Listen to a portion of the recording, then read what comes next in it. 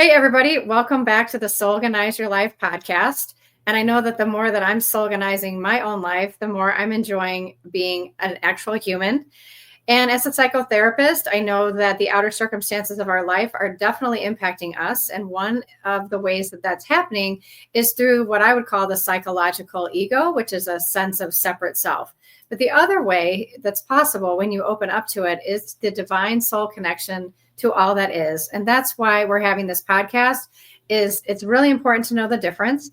And I believe that our guests are here to help us discern that. And Christy is with us today, and she's going to help us relate to this inner conflict within ourselves and give us ideas on how to integrate these two perspectives into one full, beautiful human experience. And why is she good at this? Because she is a human.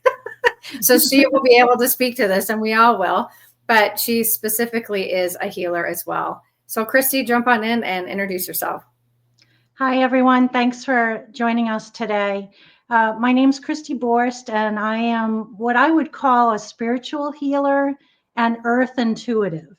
The earth intuitive is kind of a label, which I hate labels, but which to me means that I discern messages from nature, from spirit.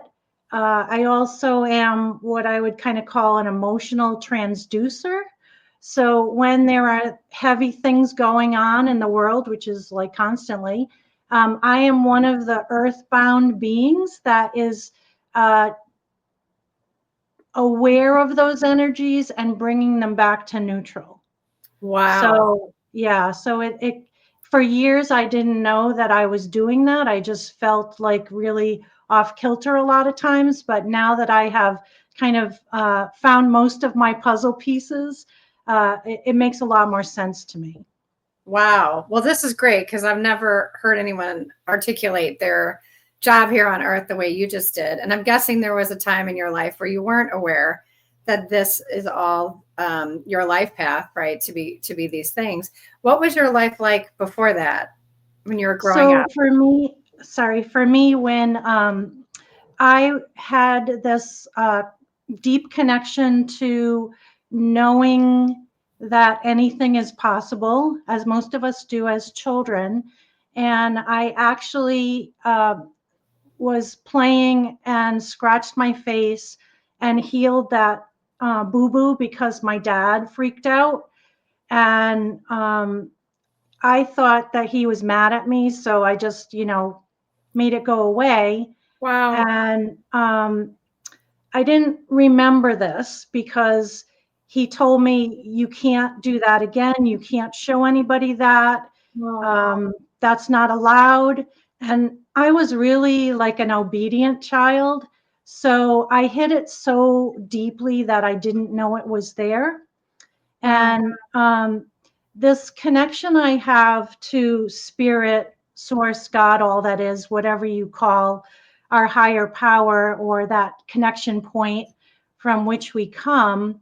When I was going through difficult times in my childhood, if my mother had been mean to me and I was in my room and kind of playing over what had happened, there was a voice in my head that would say, that's not the truth of who you are. Wow. And so I'm so grateful for that presence that stayed with me even when I felt lost within myself. Wow. The way I was able to channel that, or the socially acceptable way for me to channel my abilities, was through writing and artwork. So out of school, I became an advertising person, graphic designer, started my own business when I was 27, did that with passion and gusto for many years, helping people through their, small business people survive in their quest to serve. And I would just know what the message was that people would need to hear to connect with that product or service. I would get the image of the logo, I'd just sit for a while and it would come to me. So I now recognize that was channeling. I Yes. didn't understand that at the time. So And then, I'm sorry. I was saying sorry, go ahead. going back to the beginning, what was it about your dad's ego, do you think at the time, that led him to ask you to hide something as valuable as being able to heal yourself? What was going on for him? Well, I think it's multifaceted. You know, part of it was my path, which I think a lot of us are on a hide and seek path Yeah. with our true nature, and we set up, you know, these obstacles. So that's a big one. The other thing is this was 1961, Mm. coming out of an era where I don't know if you've ever heard of the McCarthy trials, where they were, you know, they were investigating people for, you know, all kinds of things. So I think there was a lot of fear around this. I mean, and what are you going to do in 1961 with a child that can heal, right? So I think to a large extent, it wasn't my time or place. And I believe that it was something that, as a soul, I had to experience and also experience the joy of finding myself. Mm.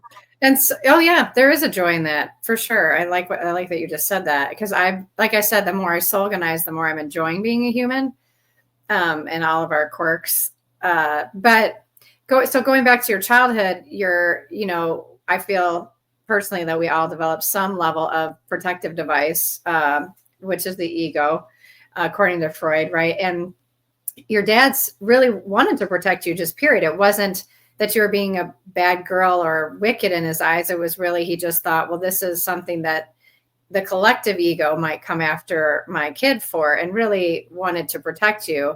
And then you said you were an obedient child, so you would just kind of sit and reflect, on what is it that my parents want for me, and would do that. And then it sort of let you down a path of becoming really good at business, right? The advertising and giving other people what they wanted, from an egoic perspective, right? Like consumerism and things like that. And that all makes a lot of sense. And so what was going on while you were still sort of quote unquote this regular person, right? Where were you had you shut down your abilities completely, or you were keeping them secret, or how was that Yes, working? I had shut them down completely, other than what I now recognize as I was channeling it through art and writing. And That was a sort of art that was acceptable to ego, yes, right? It wasn't yes. like angels and things like that. Yeah. So But it the was, negative aspect of it is that there was a belief, and I say belief as lowercase b-e, capital L-I-E-F. There's often lies within our beliefs. So my belief was, if even my dad, who loves me so much, can't accept me for who I am, first of all, who am I then? And yeah. second of all, who can love me? Mm-hmm. Yeah. And I would say the ego believes things and the soul knows, right? So when you're in your room and you're hearing that is not the truth of who you are, that's a soul telling you what it knows. And the ego is just running around trying to figure out, well, what should I believe so that I'm safe and that I'm secure and that I'm, good, good American, and do a And consumer. blending, right? Yeah. We do Yeah. a good job of blending in, and that's not really why we're here. Yeah, and I think sometimes the ego does the opposite, right? It projects itself out completely and wants to be special, which was more my issue. But, yeah, I think whatever way it shakes out, right? We all had a way of surviving whatever it was that we needed to, because we were around other egos. And sometimes those egos are very well-meaning and sometimes they're not, but it sounds like yours were. And in the time period that you were growing up. And so there must have been a moment where you said, okay, I'm not going to deny this anymore. What was that Yeah. like? So I think for me, there's so many things that almost like cross over for me into the realm of magic. And I look back and I wonder how many, road signs did I miss? But in 2010, I was driving to Rhode Island. I live in Maine. I was driving to Rhode Island to see family. And in the distance was a river, and I could see an eagle flying up the river. And the eagle actually landed in the center of a 3-lane highway in my lane. And I had cars on either side of mine and cars behind me. And I just kind of telepathically said to the eagle, like, please fly up. I can't avoid hitting you. I did brake a bit, right? But I couldn't stop. And I had a minivan, and the eagle flew up my windshield. Wow. I get goosebumps when I talk about this. Wow. And I think that it like activated something in me, or, kind of woke me up to some extent, because like within a week of that, I saw an ad in the paper for a Reiki training. I had no idea what it was, but something told me, Yeah. I had to take that class. So I took it. Nothing really happened. People were talking about chakras. I had no idea what chakras were. Finally, in the middle of the class, I say, you keep saying this word chakras. What's a chakra? So that was explained. And it's funny because now, like, the chakras are the main part of my work. That's where I really dig in. So from like 2010 to I think like early 2012, I was kind of going through what I almost feel is like a deprogramming process of letting go of a lot of the restrictions and boxes that I had agreed to live within. And sorry, go ahead.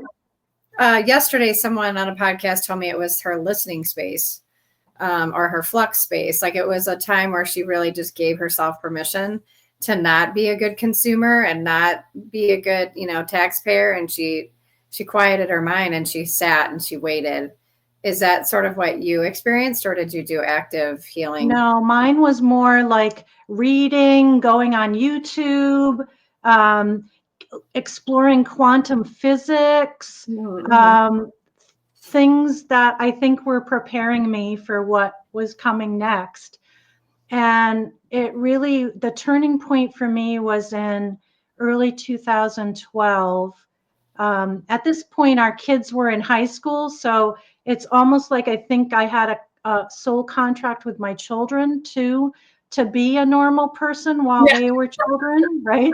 I feel like I have the same. And then I can get woo, right? I feel like I have the same one of my daughters in her last year of senior year. Yeah, or her last semester. I'm like, okay, it's going to happen now.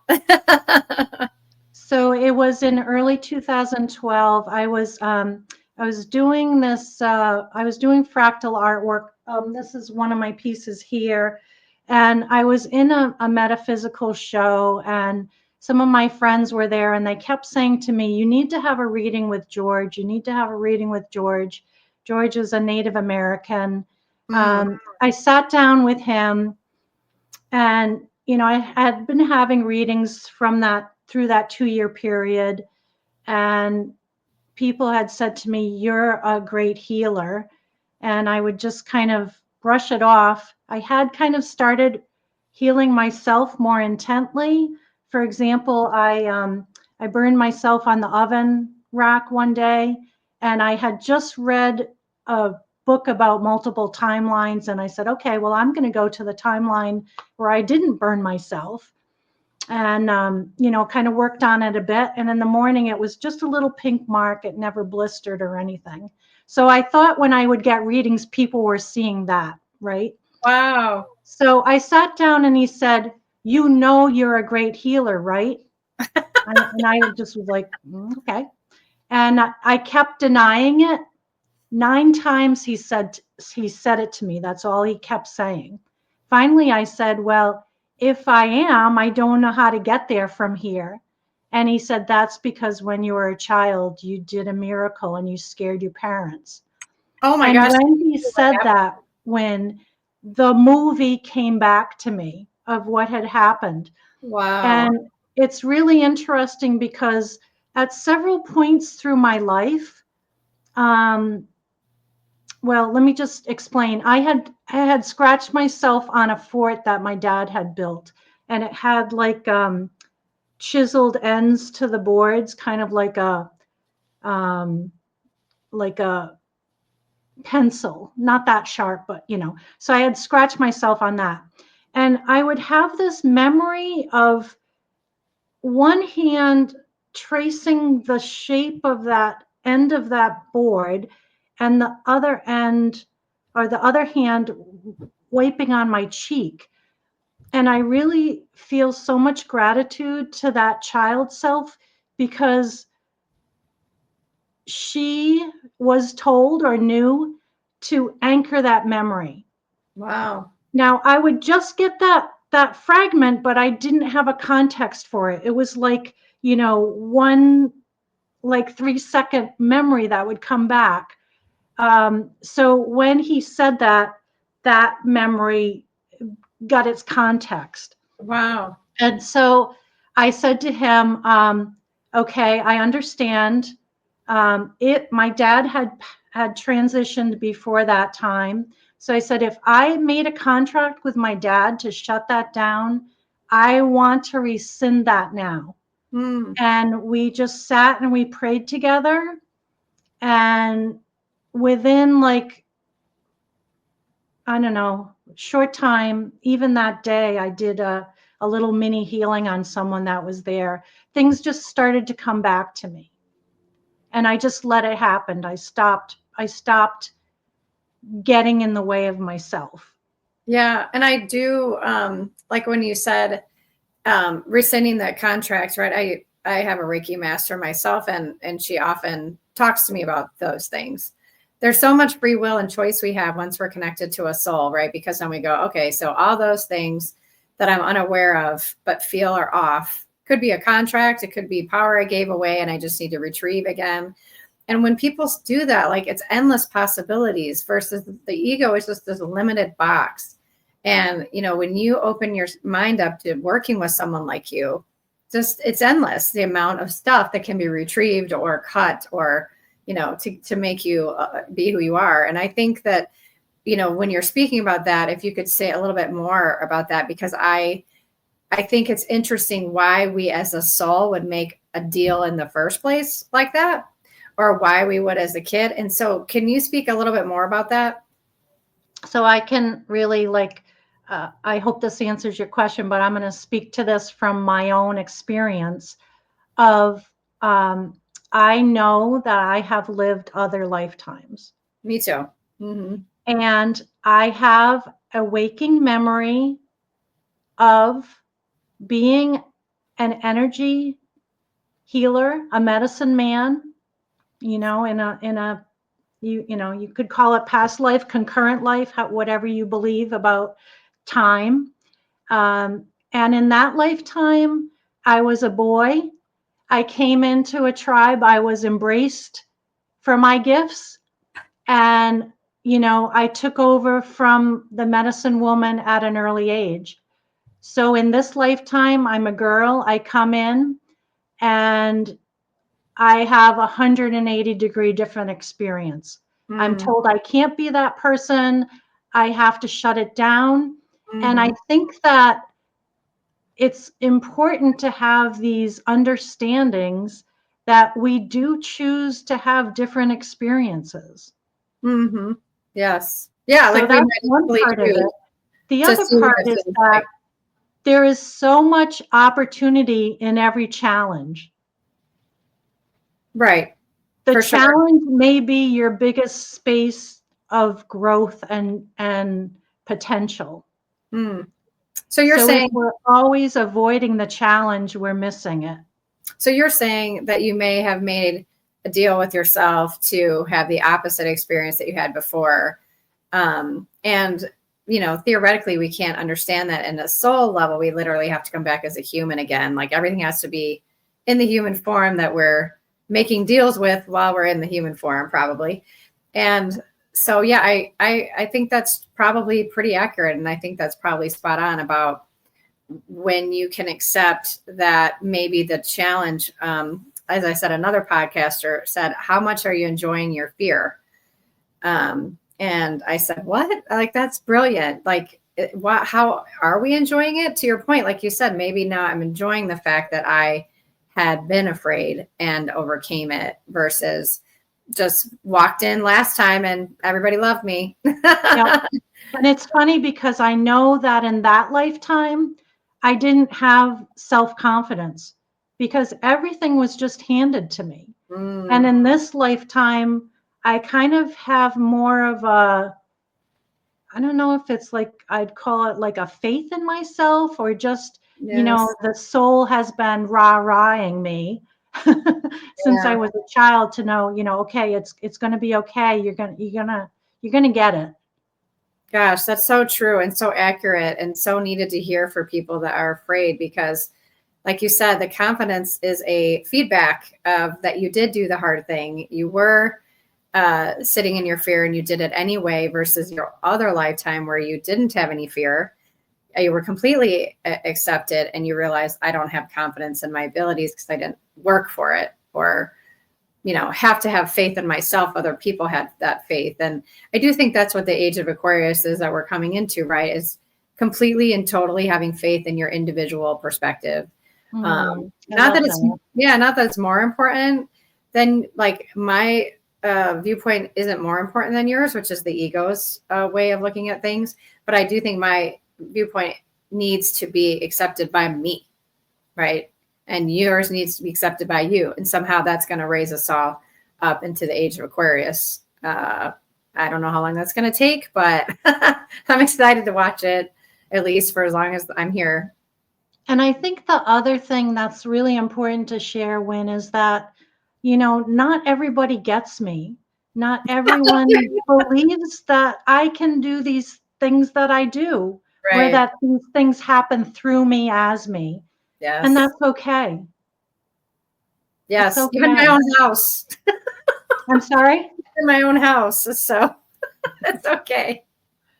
So before we, start closing down, how did you transition to doing from advertising, right, to doing what you do now? I tried to do both. I started my business, which is called Healing Resonance, because and I named it that because this is a natural energy that's coming through me as me. Mm-hmm. But I started that business in 2013. I tried doing both. I had a pretty much full-time job as the off-site marketing manager for a resort hotel here in Maine. And I wasn't being treated well. I was getting upset a lot of the time. And I just finally said, this is not the vibe I want to be living in. I'm here to support others to find peace. And I want to be in peace as much as I possibly can. Mm-hmm. So I took a big leap of faith in shutting down a program of lack that I needed that income. Mm-hmm. And, I actually wrote a blog, which is your safety net holding you back? Mm. Because, if I had jumped sooner, where would I be now? I don't know. But the mind has a very linear path. So, for example, I could say, well, if I go and do my healing full time, am I going to make the same amount of money? The answer is no. Yeah. Yeah. But I am so abundant because if I'm giving and I'm not receiving back, that creates a void. And the universe wants to fill that void. Mm-hmm. So my goodness, my abundance comes from nonlinear sources that I might not have anticipated in my mind or in my ego. Yeah, the last time I got an astrology reading, the astrologer said, by the way, you're really good at just attracting money for no reason, which has been true of my life. And he said, and by the way, you've earned it. It's not just one lifetime where you kind of have this check and balance, but like if you step into what you're meant to do, the universe will make sure you have the resources that you need. And so to your point, abundance is multi-dimensional. It can come in so many different ways. And part of what you said you did at the beginning was just actually helping to heal the earth energy, which who's going to pay for that? I mean, you're literally just doing a wonderful service without anybody being aware, but I know it fills you up. I've had times with animals that have crawled on my lap to get healing, and you're not getting paid, but it's the most joyous thing I experienced. Like, wow, I can't believe that just happened. And a lot of the stuff, to your point, is nobody knows about it or believes it, but you've had the experience, so you know what you do. And so do you have, moving forward now, an ideal client that you work with or attract? So I think largely it's people for whom the medical field is saying there's no recourse, but they have a sense that, something can be done. And, I believe everything in this physical world starts in the non-physical as a thought or an emotion. So I help people understand the thought or the emotion that is manifesting as an illness, and that can help them to self-heal. Or people who like me, have had a traumatic childhood in terms of abuse of various forms, to be able to reconnect with themselves as themselves without the conditions of you have to be this or you have to be that, or even to understand that sometimes what seems like an irrational fear can come from another lifetime. Yes, absolutely. And so, what I'm hearing you say is not only do you work with the earth energy, but you can help someone almost go back multidimensionally to a time when maybe they didn't have the ailment that they have.